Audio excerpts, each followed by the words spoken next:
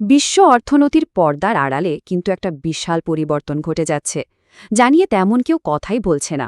এমন একটা কিছু ঘটছে যা গত ৫০ বছরেও দেখা যায়নি। আর এই কাজটা করছে বিশ্বের সবচেয়ে ক্ষমতাধর সেন্ট্রাল ব্যাঙ্কগুলো। ভাবার বিষয় তাই না?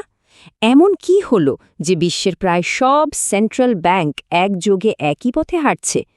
এই যে সবাই মিলে একই কাজ করছে, এর পেছনের আসল রহস্যটা কি? উত্তরটা একদম সহজ, কিন্তু খুবই শক্তিশালী।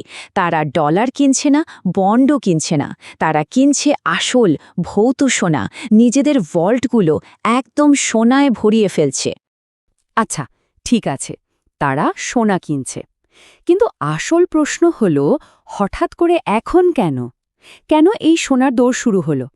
এটা কি শুধুই একটা বিনিয়োগের কৌশল, নাকি বিশ্ব অর্থনীতিতে সামনে আসতে চলা কোনো বড় ঝড়ের পূর্বাভাস? চলুন এই বিষয়টাই আজ বিশ্লেষণ করা যাক। এই সোনা কেনার হিড়িকের পেছনে প্রথম এবং সবচেয়ে বড় কারণটা কিন্তু ভূরাজনৈতিক, মানে পলিটিক্যাল।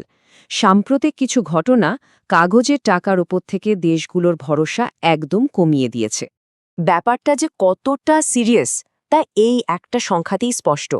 ২০২২ সালে সারা বিশ্বের সেন্ট্রাল ব্যাংকগুলো যে পরিমাণ সোনা কিনেছে তা গত ৫০ বছরের মধ্যে সর্বোচ্চ। বুঝতেই পারছেন, এটা কোনো ছোটখাটো বিষয় না, এটা একটা বিশাল কৌশলগত পরিবর্তন। এই স্লাইডটা খুব গুরুত্বপূর্ণ। দেখুন, আগে কোনো দেশের রিজার্ভ মানেই ছিল আমেরিকান ডলার বা বিভিন্ন দেশের সরকারি বন্ড। এগুলো আসলে কি? এগুলো হলো একটা পরিশোধের প্রতিশ্রুতি বা প্রমিস। কিন্তু রাশিয়া ইউক্রেন যুদ্ধের পর একটা জিনিস সবার কাছে পরিষ্কার হয়ে গেছে: ডলার রিজার্ভকে একটা রাজনৈতিক অস্ত্র হিসেবে ব্যবহার করা যায়। যে কোনো সময় নিষেধাজ্ঞা দিয়ে সেটা জব্দ করে ফেলা সম্ভব। কিন্তু সোনার ক্ষেত্র ব্যাপারটা পুরো আলাদা। সোনা হলো একটা ভৌত সম্পদ, এটা কারো দেনা নয়। আর কোনো দেশ চাইলেই আরেকটা দেশের ভল্টে থাকা সোনাকে ব্লক বা বাজেয়াপ্ত করতে পারে না। আর এটা শুধু একটা ঘটনার রিয়াকশনই না, বরং এটা একটা অনেক বড় আর সুচিন্তিত পরিকল্পনার অংশ, যা পৃথিবীর অনেক দেশই এখন গ্রহণ করছে। এই ট্রেন্ডটাকে বলা হচ্ছে সাইলেন্ট ডি-ডলারাইজেশন। চলুন একটা বাস্তব উদাহরণ দেখা যাক। যেমন ধরুন, চেক রিপাবলিকের সেন্ট্রাল ব্যাংক। কয়েক বছর আগেও তাদের কাছে সোনা ছিল মাত্র ৮ টন, কিন্তু এখন তারা টার্গেট নিয়েছে তাদের সোনার রিজার্ভকে ১০০ টনে নিয়ে যাবে। ভাবুন একবার, ৮ টন থেকে সরাসরি ১০০ টন। এটা তাদের কৌশলগত পরিবর্তনের একটা দারুণ উদাহরণ। কেন তারা এমনটা করছে? খোদ চেক ন্যাশনাল ব্যাংকের গভর্নরই এর কারণটা পরিষ্কার করে দিয়েছেন। তিনি বলেছেন, এই যে বিশ্বে এত অনিশ্চয়তা, এর মধ্যে সোনা একটা ইন্স্যুরেন্স বা বীমার মতো কাজ করে। তার মানে তারা ভবিষ্যতের বড় কোনো ঝুঁকির বিরুদ্ধেই নিজেদের সুরক্ষিত রাখতে চাইছে। তাহলে মূল ব্যাপারটা কি দাঁড়ালো? সোনা এমন একটা সম্পদ যা কোনো একটা দেশের নিয়ন্ত্রণে নেই। নিষেধাজ্ঞা দিয়ে একে আটকানো যায় না। আর সবচেয়ে বড় কথা হলো, যদি পুরো অর্থনৈতিক ব্যবস্থাটাই ভেঙে পড়ে, তারপরও সোনার একটা নিজস্ব মূল্য থাকবে। এক কথায়, আর্থিক স্বাধীনতার জন্য এটা একটা বড় হাতিয়ার। এবার আসা যাক সবচেয়ে গভীর কারণটার কথায়। সেন্ট্রাল ব্যাংকগুলো শুধু রাজনৈতিক ঝুঁকি নিয়ে ভাবছে না, তাদের আসল ভয়টা কাগজের মুদ্রার ভবিষ্যৎ নিয়ে। আর এই ভয়ের মূলে আছে একটা জটিল অর্থনৈতিক ধারণা। এই ধারণাটার নাম হল ফিস্ক্যাল ডমিনেন্স। শব্দটা একটু কঠিন শোনালো, এর মানেটা খুব সহজ। যখন কোনো দেশের সরকার ঋণের বোঝায় এমনভাবে ডুবে যায় যে তাদের ঋণ শোধ করার আর কোনো পথ খোলা থাকে না, তখন সেন্ট্রাল ব্যাংক বাধ্য হয় নতুন টাকা ছাপিয়ে সরকারকে সাহায্য করতে। আর এর ফল কি হয়? ভয়ঙ্কর মুদ্রাস্ফীতি, মানে জিনিসপত্রের দাম আকাশ ছোঁয়া হয়ে যায়।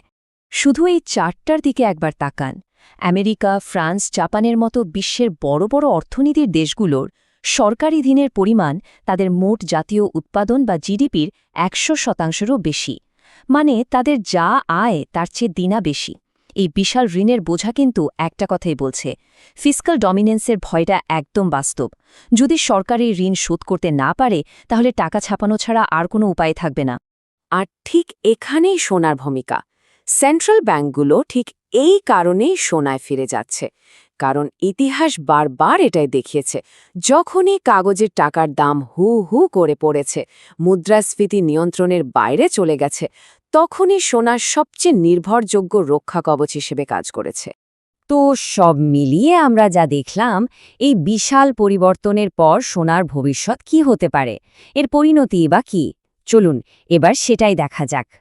দেখুন, সোনার বাজারের পুরো খেলাটাই এখন বদলে যাচ্ছে, কারণ এবারের প্রধান ক্রেতা কোনো সাধারণ বিনিয়োগকারী নয়, এরা হলো বিভিন্ন দেশের সেন্ট্রাল ব্যাংক। তারা আজ কিনে কাল বিক্রি করার জন্য আসছে না, তারা আসছে লম্বা সময়ের জন্য সোনা জমিয়ে রাখতে। এর ফলে কি হচ্ছে, বাজারে সোনার চাহিদা বাড়ছে তো বাড়ছেই, কিন্তু খনি থেকে সোনার যোগান তো সীমিত। এর একটা দীর্ঘমেয়াদী প্রভাব তো সোনার দামের উপর পড়বেই।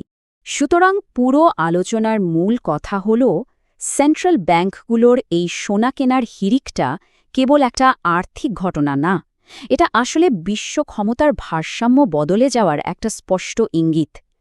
দেশগুলো ডলার কেন্দ্রিক বিশ্ব ব্যবস্থা থেকে বেরিয়ে এসে নিজেদের আর্থিক সার্বভৌমত্ব প্রতিষ্ঠা করতে চাইছে। আর এই পুরো বিশ্লেষণটা আমাদের একটা খুব বড় প্রশ্নের সামনে এনে দাঁড় করায়। বিশ্বজুড়ে সেন্ট্রাল ব্যাংকগুলো যেভাবে কাগজের টাকার উপর থেকে আস্থা হারিয়ে ফেলছে, তাতে কি ভবিষ্যতে আবার সেই পুরনো দিনের মতো সোনাই বিশ্ব অর্থনীতির মূল ভিত্তি হয়ে উঠবে?